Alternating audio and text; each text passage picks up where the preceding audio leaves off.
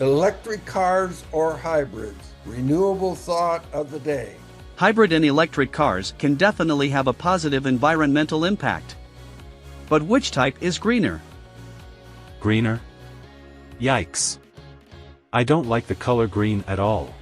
While some hybrids are very efficient, the best electric cars deliver significantly greater emission reduction. Once chargers become more long-lasting and more available, I think hybrids will fade into memories and maybe not be as prevalent as they are right now. You may have heard people argue, sometimes feverishly, whether an EV or a hybrid or a gas-powered engine makes more sense for an eco-friendly planet. Each side has stats to back themselves up.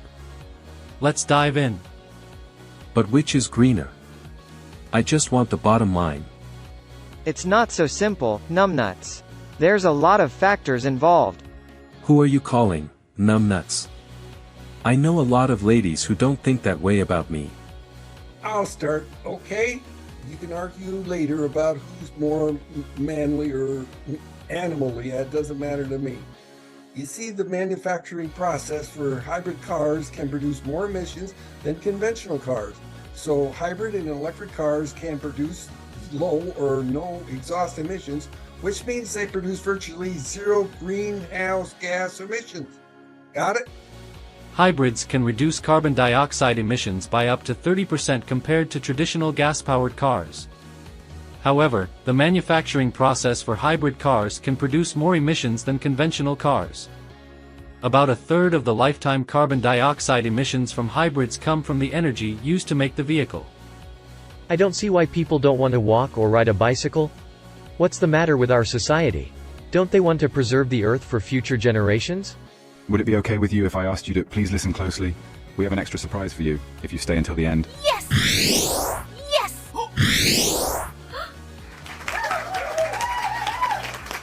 I think most people just want to live their lives, and they do care about the earth, but they also know that they just got to survive and get through the day and live a good life. Hey, anyway, electric cars produce zero tailpipe emissions. That's zero. They are more energy efficient than gas-powered cars, as they require less energy to travel a certain distance. So both hybrids and EVs help climate change, but hybrids burn gasoline and produce tailpipe emissions. So hold on there. I'm late to the party. I've had all kinds of things going on over here. And if your objective is to completely eliminate personal transportation emissions, then fully electric vehicles is your clear choice. If you're worried about inability to charge reliably, then a plug-in hybrid is the way to go. However, once EV chargers are as common as gas pumps are now, the EVs versus hybrids contest will end. Hybrids, with dual engines and two sets of likely problems, will fade into a Gen Z's memory. Concern for the planet will triumph with all electric vehicles, but so, too, will fun, tech, total cost of ownership, and sheer driving pleasure. The Biden administration has proposed new environmental rules that would essentially force two-thirds of car sales in the country to be electric vehicles by 2032. Rhode Island, Massachusetts and California could follow the federal lead as well. 2035 for cars to be electric.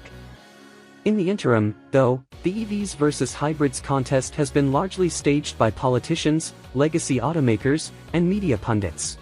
So a Florida senator joins the EV versus hybrids versus ICE war. Hybrids versus EVs is a proposition that maintains the false myth of internal combustion engines, ICE as we know it, preference and necessity.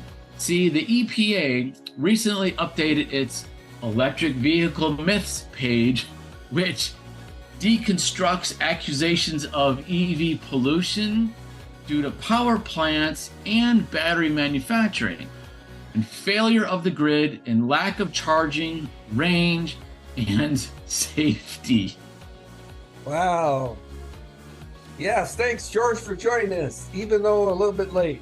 So, Senator Rick Scott of Florida has joined a cohort of other Republican fossil fuel sycophants and it introduced an act which basically has directing independent research to investigate dirty car EVs.